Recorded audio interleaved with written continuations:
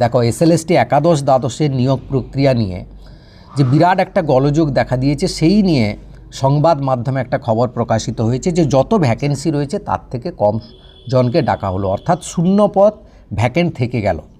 কেন এটা হলো? এসএসসির চেয়ারম্যান কি বললেন এই বিষয়ে, কেন এই সম্পর্কে কি হলো, না এটা কোনো বড় মাপের একটা ষড়যন্ত্র, কোন কোন বিষয়ে এই ঘটনা ঘটলো, কতগুলো শূন্যপদ বাকি থেকে গেল, এই বিষয়ে তো আলোচনা করবই। তার সঙ্গে WBSSC group C group D নতুনদের জন্য একটা বিগ স্কোপ বলছি কেন, সে বিষয়ে আলোচনা করব। এবং নতুনদের জন্য 70 শুধু নয় 70 থেকে 75% চান্স বাড়ছে কেন, সে বিষয়ে বলবো।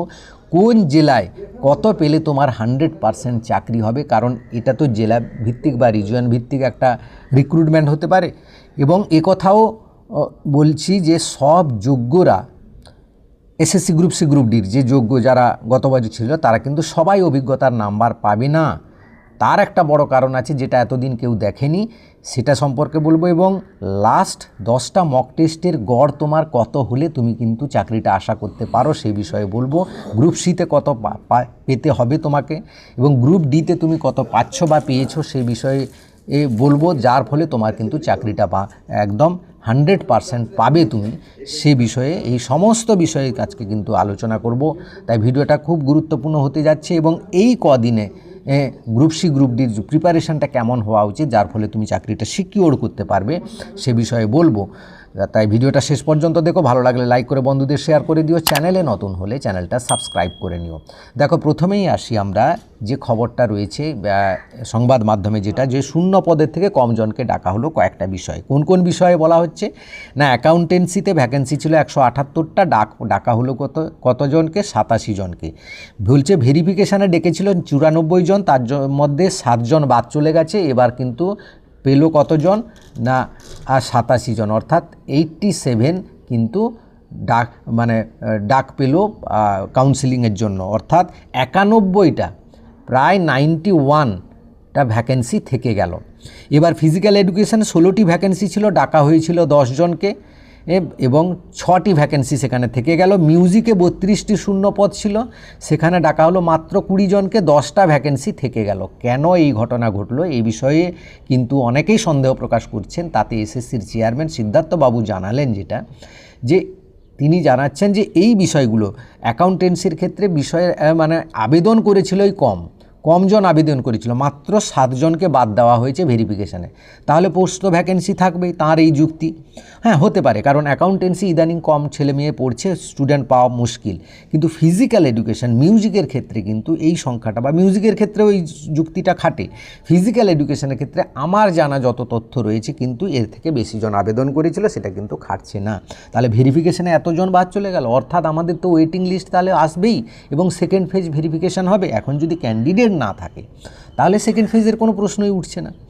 কিন্তু যখন ইতিহাস ভূগোল এইসব সাবজেক্টগুলো আসবে, সেক্ষেত্রে যদি এরকম শূন্যপদ থেকে যায় তাহলে কিন্তু সেকেন্ড লিস্ট 11-12-এও 200% আসবে বা সেকেন্ড ভেরিফিকেশান হবে, সে বিষয়ে কোনো সন্দেহ নেই। এই বিষয়টা জানানো ছিল, যেটা এসএসসি জানাচ্ছে।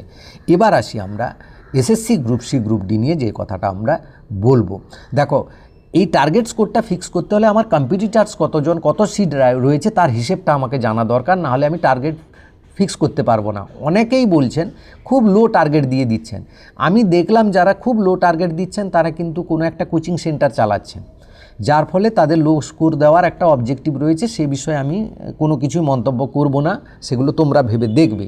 কিন্তু আমার যে হিসেবটা বলছে যে টোটাল ভ্যাকেন্সি আছে 8477, গ্রুপ সিতে 2989, গ্রুপ ডিতে 5488, এবং এই ভ্যাকেন্সিটা আপ টু আগস্ট বলছি, আগস্ট নয়, এই ভ্যাকেন্সিটা তো এই ফিল আপ হতে হতেই 2027 হয়ে যেতেও পারে, কোনো সন্দেহ নেই, বা 2026-এর সেপ্টেম্বর থেকে নভেম্বর পর্যন্ত, ডিসেম্বর পর্যন্ত গড়াতে পারে। ততদিন পর্যন্ত এই ভ্যাকেন্সিটা কিছু না হলেও তো 9000 ক্রস করবেই, তাই না? 9000 ক্রস করবে, তা ভ্যাকেন্সিটা বাড়বে, সে বিষয়ে কোনো সন্দেহ নেই। এবার দেখো 2016-র যারা অ্যাপয়েন্টমেন্ট পেয়েছিল তার 6900 গ্রুপ সি গ্রুপ ডি মিলে। গ্রুপ সিতে তাহলে কতজন বাড়লো? 570 জন। গ্রুপ ডিতে বাড়লো 1000 জন, প্রায় বেড়েছে, এটা আমার হিসেব বলছে।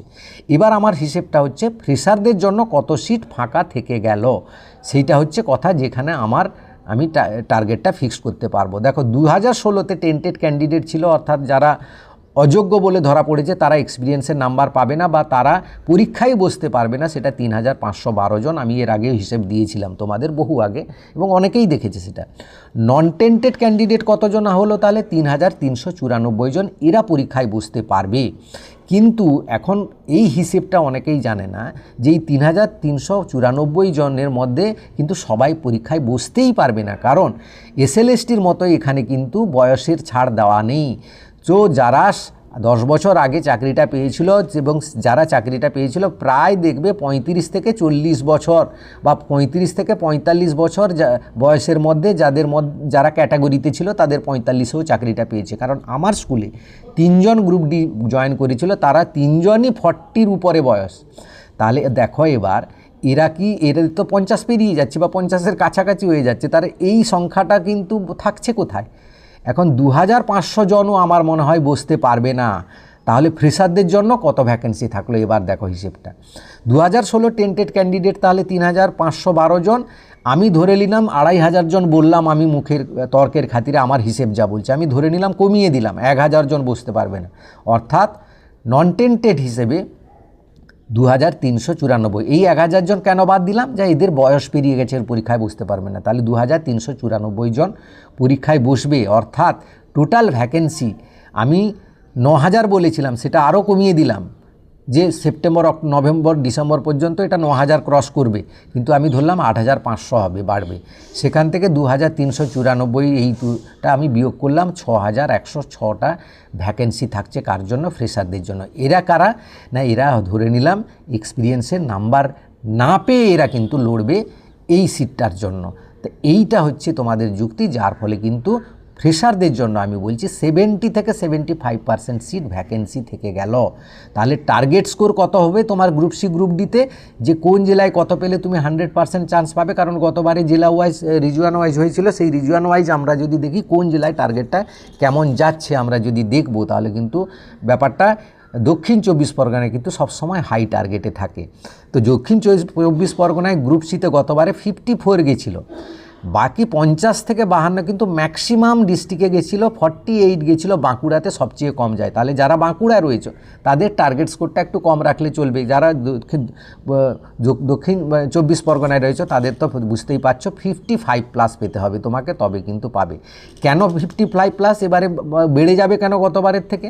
না, তার একটা বড় কারণ হচ্ছে গতবারে তোমাদের যতজন পরীক্ষা দিয়েছিল তারা কিন্তু অনেকেই লাইন আপ করেছিল বা তারা কিন্তু গ্রুপ সি গ্রুপ ডির জন্যই করেছিল। এবারে কিন্তু যারাই এসএলএসটি নবম, দশম বা একাদশ, দ্বাদশ দিয়েছে তারা প্রায় 100% যারা কল পায়নি তারা সবাই বসবে। যারা কল পায়নি গ্রুপ সি গ্রুপ মানে এসএলএসটি 9, 10 বা 11, 12-এ তারা কিন্তু সবাই বসবে। তাই তোমাদের কম্পিটিটার্স কিন্তু ম্যাক্সিমাম রয়েছে কিন্তু কারা?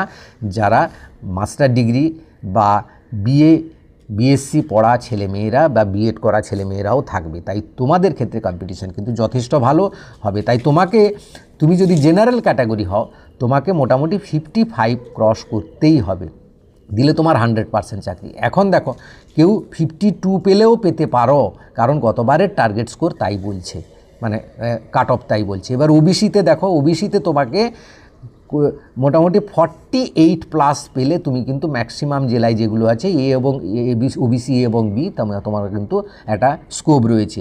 এসসির ক্ষেত্রে দেখো এই 43 থেকে 48-এর মধ্যে গেছিলো, মানে এই যে স্কোরটা কিন্তু এসসি, এসটি, ওবিসি কাছাকাছিই থাকবে, খুব একটা বেশি দূর হবে না। এসটি একটু নিচে থাকবে, কিন্তু ওবিসি এসসির কিন্তু খুব কাছাকাছি থাকবে। হ্যাঁ, তো এরকম যাবে। এবার দেখো এসসিতে কিন্তু 45+ তোমাকে পেতে হবে, এসটির ক্ষেত্রে 43+ তোমাকে পেতে হবে, এবং ফিজিক্যাল হ্যান্ডিক্যাপ্টের ক্ষেত্রে 53+ পেলে কিন্তু তোমার 100% জবটা পাবে বলে আমি অন্তত আশা করি।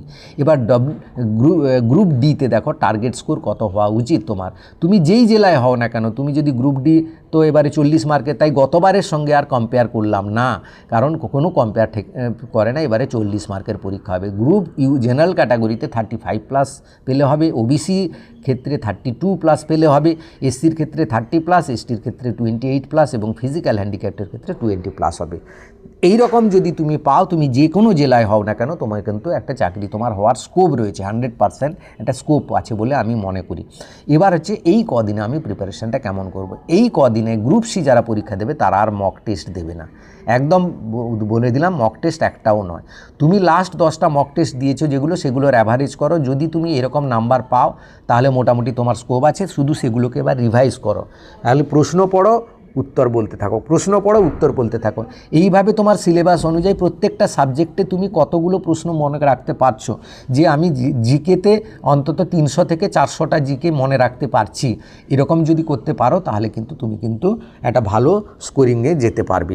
এবার দেখো গ্রুপ ডির ক্ষেত্রে আরও 2-1টা মক টেস্ট দিতে পারো, কারণ যেহেতু সেটা পরীক্ষাটা 8 তারিখ আছে, আরও 2-1টা মক টেস্ট দাও। বাকি দিনগুলো তোমরা কিন্তু শুধু রিভিশন দাও। রিভিশন মানে কি, প্রশ্ন পড়ো, উত্তর না দেখে বলো। কটা মনে রাখতে পারছো এটা তোমার হচ্ছে বড় কথা। কতগুলো 5000 জিকে পড়ে গেলাম কিন্তু গিয়ে সেখানে 50টা জিকে মনে রাখতে পারলাম না, কোনো দরকার নেই। তুমি যদি 300টা জিকে পড়ো, সেটা 300টা জিকে মনে রাখতে পারছো কিনা সেটা দেখো, না দেখে বই না দেখে উত্তর না দেখে বলতে পারছো কিনা সেটাই হচ্ছে বড় কথা। সেটাই তুমি পরীক্ষায় লিখে আসতে পারবে, সেটারই নাম্বার পাবে। নাহলে 5000 জিকে পড়ে তুমি কিন্তু কমন পেয়ে গেলেও না লিখে আসতে পারবে না, কারণ তুমি মনে করতে পারবে না। তাই মনে করা, রিকলিং, এটাকে বলে রিভিশন, রিকলিং করা তোমাকে করতে হবে, যেটা হচ্ছে পরীক্ষায় নাম্বার দেয়। দেখো কতগুলো কে পড়ছে সে কত বেশি নাম্বার পায় তা নয়, কতটাকে রিভিশন করছে তার উপর, অর্থাৎ রিকল করে কতটা মনে রাখতে পারছে সেইটাই হচ্ছে তার স্কোর। এই কথাটা খেয়াল রেখে প্র্যাকটিসটা করে যাও। সবাইকে বেস্ট অফ লাক, ভালো করে পরীক্ষা দাও, ভালো করে রেজাল্ট করো। Thank you for watching.